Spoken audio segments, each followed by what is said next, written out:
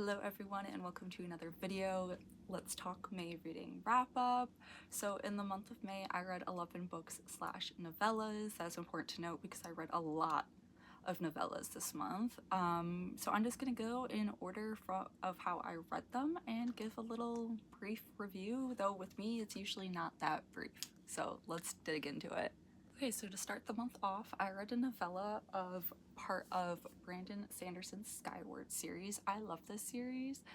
It's so much fun. It's a YA sci-fi series following Spensa, and basically, how do I phrase? It's been a journey, so I'm trying to think of what book one had in it. But Spensa's like homeland has been under attack for years by aliens, and so what is happening is they have these pilots and they're like really high in society, like you want to be a pilot. Spensa's dad was a pilot, however he was considered a coward and betrayed everyone, so she has to live with the guilt, his guilt almost, and she wants to become a pilot, but that's kind of hard when everyone thinks your dad was a coward and betrayed everyone. So it's about her journey into becoming a pilot in book one. I will say from book one to the last book, wild ride, but I love it so much. But anyways, the first novella I read this month was Sunreach, which is the first one in here. Okay, so that's following FM, and it was a lot of fun. I ended up rating it 4.75 stars. I think the only reason I didn't rate it 5 was because it was a novella and I wanted maybe a little bit more. Then again, it is Brandon Sanderson, so this novella was like 250 pages, so like almost a full book.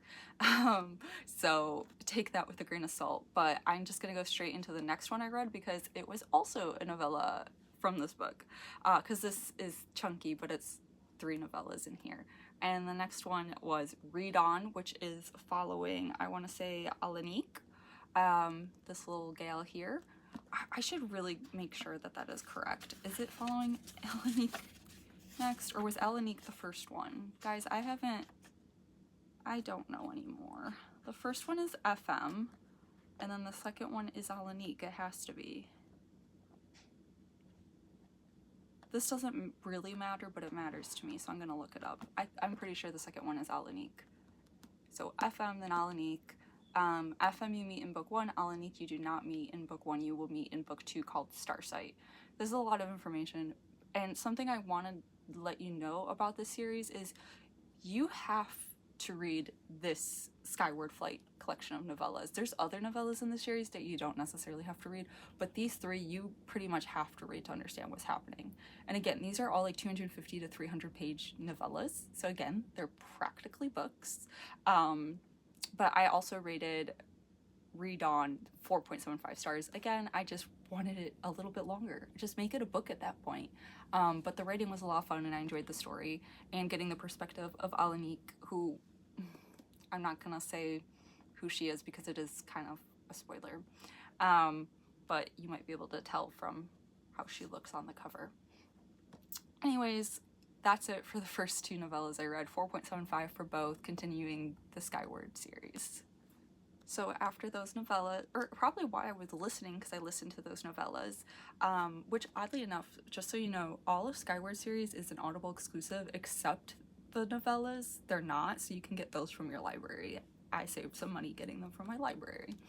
Anyways, next I read Smash or Pass. I actually had an e-arc of this because the book was not out yet when I was reading it. I got approved for it like a week before it came out, and I was like, wow, thanks. So exciting to have to force this into a week read. It was a lot of fun though. I had a lot of fun with this book. It is a YA sapphic volleyball romance, and the main character is autistic, which I love as somebody who is also on the spectrum. I find that the humor in here really resonated with me in that regard for our main character. But like I said, it's a sports romance, kind of. I mean, there's sports involved, but like I don't read a lot of sports romance. I don't know if a lot of sports romance has a lot of sports in it or if it's more of the romance, because I'd say this is more of the romance than the sports. There's sports involved though. And if you're wondering, because I was like, a smash is not the term in volleyball, it's a spike. So I was like, why is it called Smash or Pass? Miss Birdie Shea here, the author, knows what they're doing, because it's it's in the book why it's called Smash or Pass, pretty much. Okay, I'm just gonna let you know because it is pointed out in the book that it is called spiking in volleyball, and I don't play volleyball, never have except in gym class, and I knew that. So I was kind of like, when I picked this up, I was like, did they not know what it was called? Because I did play badminton, and that was called smashing, even though my mom always told me spike the birdie at them. It's called smashing the birdie. Anyways, I digress. This was just really cute and fun, and I would recommend this to like anyone who wants a sapphic sports romance. Again, I'm pretty sure it's considered a sports romance, but I don't read that many to know if this had not enough sports to be considered a sports romance or not. It had sports though, like they were playing volleyball, so I don't know why I keep saying that. I just don't read sports romances, so I don't know what the genre entails. But again, it's YA, so it's all PG-13, I would say. But it is just a lot of fun. I enjoyed this one a lot, and I will be reading anything Birdie Shea puts out now because I thought it was a phenomenal read for someone who's neurodivergent, written by a neurodivergent author, to have a divergent character who just had an exquisite sense of humor, if I say so myself. But this was book number 3 that I read in the month of May. Okay, we're back to Brandon Sanderson. I'm sorry, I read, I think, 6 Brandon Sandersons, so more than half of my read books were Brandon Sanderson. I'm not apologizing because I love Brandon Sanderson in this series, but I listened to Cytonic by Brandon Sanderson. This is the 3rd full-length book in the series. I ended up, oh, I didn't say what I rated the other book. I stink at this, I'm sorry. I rated Smash or Pass 5 stars because I loved the humor and how it was written and everything. But Cytonic, I rated 4.5 stars. Sorry, I need to cheat. I really could not tell you why I rated this 4. Oh, I remember why. There's this one character in this book called Chet, and the turn this book took compared from where we were in book 1 to this book, I feel like, is where it really laid it open. And I think it was well done, and I think it was cool, and by the time I continued the series, I was all for it. However, in this book, it took some adjusting to get used to this, like, twist that happened, and I'm not good with change. I'm neurodivergent, so I needed some more time to settle into that. So that's why I rated it 4.5 and not like a 5 or 4.75. But it was still really good, and I obviously was going to continue on with the series, which I did, because the next book that I picked up was the last novella in this Skyward Flight, and that is Evershore, and that is following Jerkface. That's his call sign. I, for the life of me, can't think of his real name, but just know that he gets called Jerkface a lot, courteous of Spensa. And so we follow Jerkface, and this one's, oh, you might be curious, because this reading order is a little unique. If you want an outline of the reading order for this Skyward series, it is a little confusing. I did not read it in the proper order, but now I know the order to read it in. I was very close to reading it in the proper order, but there's one novella I messed up, and it's not this one. I'll get to that later, of course. But it was good. I ended up rating Evershore 4.75 stars. Again, I just wanted it to be a bit longer. Which is weird because I'm a person who loves short length books. Like, I don't like reading books that are 400 plus pages. But for some reason, these novellas, I was like, no, I want it a little bit longer. Like, please, Brando Sando, write it a little longer next time. And Jancy Patterson. Shout out to Jancy because she also co-wrote this Skyward Flight, and it's phenomenal. So I really liked that. So that was, I don't even know what book I'm on at this point, but rated that one, Evershore, 4.75 stars. The next book I have, I don't physically have, so I'm gonna have to pull up some cover art for you. I apologize, I'm using my Books Go Color 7 and not an ad. I just always say the full name because I'm weird like that. But this is the cover. It's called Silent Sister, and this one is by Megan David Hazar. I might be pronouncing the last name wrong, so I do apologize. This one, I'm sorry to say, I rated 2.5. Okay, we can't have like a phenomenal reading month with every book, but this one, it just fell flat for me. It's following these 2 sisters who, first of all, I thought they were twins for the longest time until there was a line in the book that stated they were not twins. They are not twins. They're just very close in age.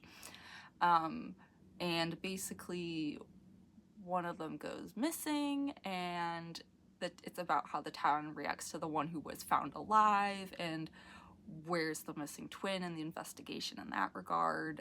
And yeah, it was, like, all the things I want to say that are my critiques would be giving away the twist.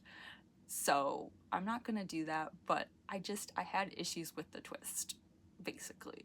And I just found it a little predictable. I know it's a YA thriller, but like I love YA thrillers. I love YA as a genre. So for me to find it predictable and not like enjoyable in that regard is why I'm rating it a 2.5. And I don't want to like harp on it because I think a lot of people could really love this book and would not see the twist coming, because I tend to be the person who, when I see a twist coming, nobody else does, but when I don't see a twist coming, everybody does. So take what I say with a grain of salt. Okay, so next I listened to Agnes Aubert's Mystical Cat Shelter by Heather Fawcett. Sorry, I keep forgetting I kind of have to show the book cover. I think everyone knows about this book though. This is an adult fantasy. It's about, I don't know if it's considered romantasy or fantasy romance. I always get confused by that. And I don't want to say the wrong thing because I don't want people coming at me. But no one's gonna see this anyways though, so it doesn't matter. But anyways, she is trying to find a place to put her cat shelter, and like I didn't realize this. I don't know if this is factually accurate, but when this book takes place, like, do people not like cats back then? Because everyone was like, oh, cats. Like, no, we're not gonna have cats here. And I was like, oh, people don't like cats because I'm so used to everyone loving cats. Anyways, so she finally gets it with this landlord who will let her have her cats. Some mystical, magical things might be happening, and then she realizes she kind of has to work together with her landlord to keep her cat shelter afloat and also help him with his challenges, and stuff ensues, and it's cute. I've been told it's a lot like Howl's Moving Castle, like almost to a T. I have not seen or read that yet. It's on my list. So I can't speak to that. But I will say I gave it 3 stars. I thought it was cute, I thought it was fun, but it was nothing special.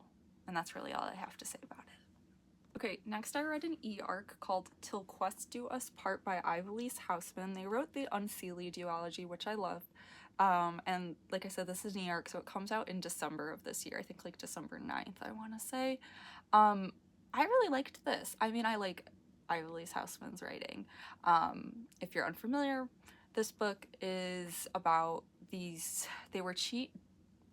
teenage chosen one.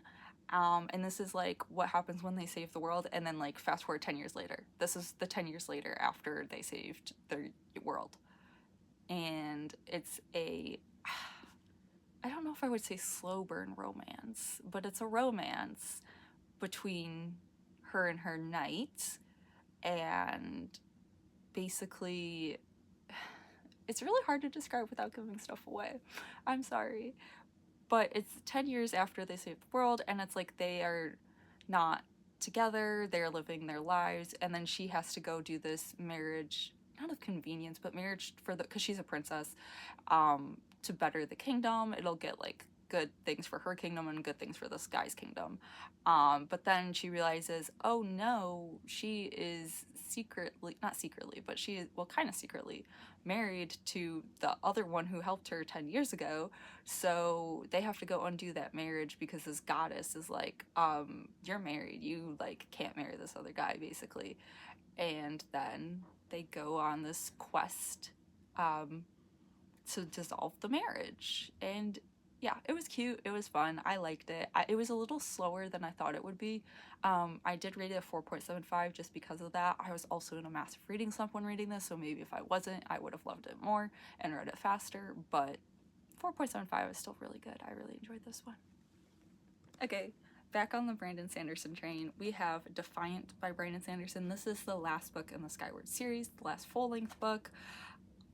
5 stars. This was great. This was a great conclusion to the story. I loved it. Spensa has grown so much in this series. I can't say enough good things about the series. I will say if you read book 1 and then went to book 4, well, obviously you're going to be confused. But I mean, the way the plot has turned from like pilots are the best in society, Spensa wants to become a pilot, to where we end up in book 4, where I'm not going to say, is pretty incredible. How we did that in, well, I'm going to say 4 books, but like really, if you count all the novellas, it's like a 9-book / novella series, because there was more I didn't talk about that I read before this month. Anyways, again, if you want a reading order for the series, let me know because it's long.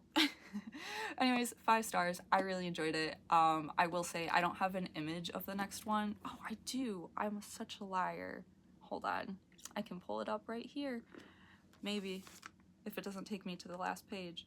I then read the last novella. This is the one I did out of order.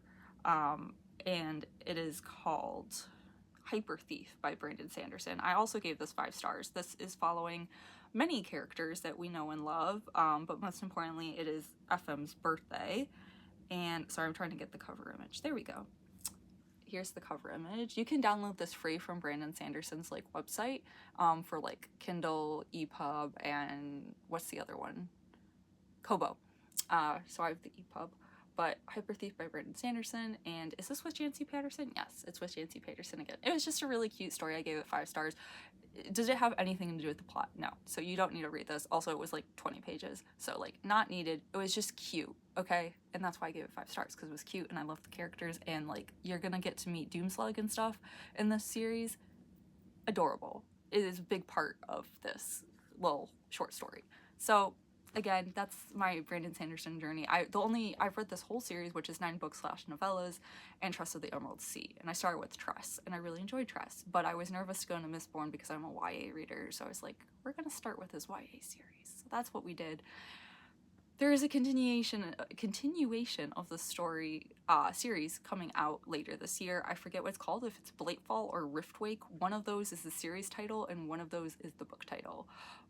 I don't remember which is which. I requested an arc of it at NetGalley. If I get it, I will review it. But I'm excited to continue on with some of the characters because I've loved them so much and I've committed a lot of time and energy into learning about them. So there's that. Like I said, 5 stars. I have one more book left to share.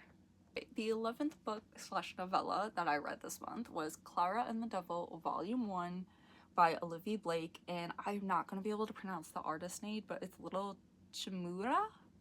I know that's wrong. I'm sorry. The art is phenomenal in this book. Little Chimura did a fantastic job. It's so good. Such good art. And honestly, the reason I gave it 2.25 is because the art was so good. You might be like, that's a little rated. Yeah, because I didn't like it. I didn't like the plot. I didn't like the book. I was confused throughout so much of it. I didn't like the style it was written in. The art was phenomenal. I didn't like anything else. I also felt like it was a big euphemism for something I'm not going to get into that like just caught me off guard. If I'm even understanding it appropriately, which I'm probably not because things go right over my head. I have to look up more into this. Will I read volume 2? I don't know because I loved the art that much. But the story, I was just confused and like left feeling stupid because I wasn't understanding what was happening. But again, most people probably will understand what is happening and be fine with it. So that's the last book I read that month. Okay, so those were the 11 books and novellas that I read in the month of May. Thank you so much if you stayed to the end of this video. I greatly appreciate it. If you did, please leave a purple heart emoji. No, let's do orange heart. Did they make an orange heart emoji? Oh god, I didn't look at the emojis before this, but I was thinking because this book is so orange and I love the Brandon Sanderson series. Just leave an emoji if you stayed to the end, okay? No one's gonna watch this all the way through and nobody's gonna leave a comment, Sky. We're good. Anyways, thank you so much. Bye.